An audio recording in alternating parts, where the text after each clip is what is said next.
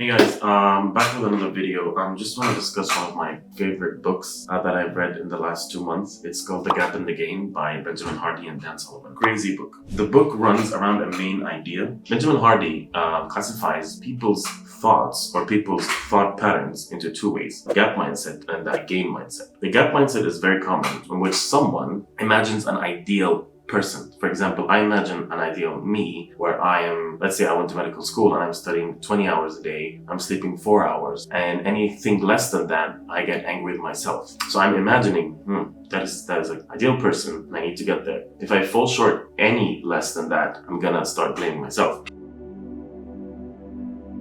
So you start here. This is where you start, So you want to reach that ideal person. Someone was perfect, you were working out 3 hours a day, eating perfectly, studying 20 hours, just making millions. So when you compare that person to your ideal person, you measure a gap. This is called gap thinking. And this is so mind-blowing because I know a lot of people who do that. They even have the word gap in their sentence. If you actually concentrate on it. So this causes frustration, depression, irritation, low self-esteem. It will make you stay in bed all the time and just irritate you. It irritates me personally and it makes you extremely anxious. It will up your anxiety levels through the roof. Now, Dan Sullivan and Benjamin Hardy, that's what they propose. Instead of going to visualize your ideal, you measure what happened before. So for example, instead of measuring your ideal, instead of measuring against your ideal, you measure your achievements. Let's say you're studying for this is a very relatable example. Let's say you're studying for the USMLEs. Anyone who knows the studies for the USMLEs, they, for step one specifically, have like 3,000 questions, yeah? So 3,000 questions. If you, you start a day by doing 100, and then you continue for like 10 days, and then you have something happens. So you go and then you're like, I'm just gonna do like 5. You do on a day, you do 5 questions, or you don't do anything at all for 3 days. So what happens is, if you go to the gap thinking, you will think, I used to get 100. I'm never gonna get to 3,000 because I'm not studying 20 hours a day. This is gap thinking. Again, it causes frustration. However, if you have a game mindset, I finished 200 so questions. Let me finish like 50 more. And then you measure, then you do like, the next day you do like 50 more, and then 50, and then you measure back on your progress. This mindset puts you in a momentum. It's so much momentum. It makes you feel so confident because you can trust yourself. And this is a huge paradigm change for me and a huge concept that I just wanted to share. Next big thing that I learned from this book is, I think he referred to it as something called positive rumination. Okay, I should put a really good example about this. So people think, I know some friends who went to medical school and then they look up to their other friends who are still younger. And this is a huge issue. And they say that, hey, I went to medical school and I'm not a millionaire. So what happens is they think that if they go to medical school, they're going to become a billionaire immediately. And then they're comparing themselves against an ideal version. This is an ideal. And then they're comparing. Okay, so also comparison is the thief of joy. So comparison is the thief of joy.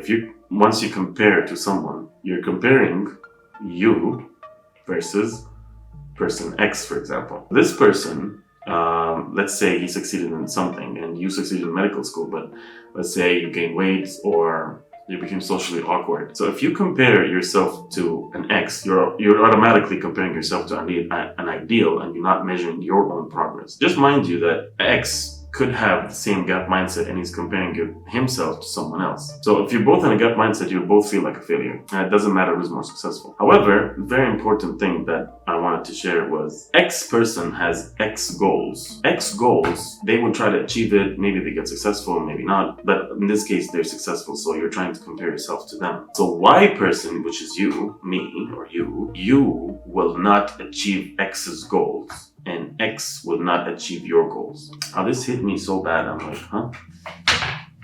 that is interesting. I heard that, I was listening to it on Audible, I'm like, that is very interesting. So the idea is these ideals, or when you compare yourself to someone, they're not gonna achieve your goals and you're not gonna achieve theirs. They have different lives. And then again, once you put a gap statement, you automatically remove all your progress. And this is one of the biggest reasons why people can go into depression because they're comparing themselves against people's and ideals. But once you build up on your progress, your mindset is completely changed. Now, positive rumination is you go back to an event, let's say, oh, I compare myself to that person, but hey, this person maybe is lacking this, for example, ABC, but I'm having this ABCD. So maybe they're doing this area of their life better, but I'm doing better in that specific area. So now you're understanding the idea of progress. So for example, they're doing better in wealth and you've been doing better in relationships. It's a complete difference. You will honestly understand to see what progress is, and then you can build on that. So positive rumination is basically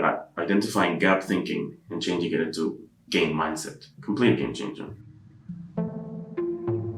One more thing about the gap and gain mindset. So in chapter 3, Benjamin Hardy talks about the compound effect of the gap or gain. So if one thing that I learned from this book and something that you can apply is try this. If you're in a gap mindset where you're comparing yourself against ideals or you're comparing yourself against a dream version or you're comparing yourself against someone, try this. Write down I like to use Notion, but if you want to write it on paper, it's fine. So write your gains in the last 90 days. And I am almost 99% sure that your mood will change because you will see what you have done. Most of us are not aware anymore of our progress, or your progress, especially us. We're not aware of what we do. And because you're trapped in such a gap mindset, comparing yourselves against people on social media. So when you do that, you get frustrated, really frustrated. One thing I can also link very closely is, now this might sound weird, but so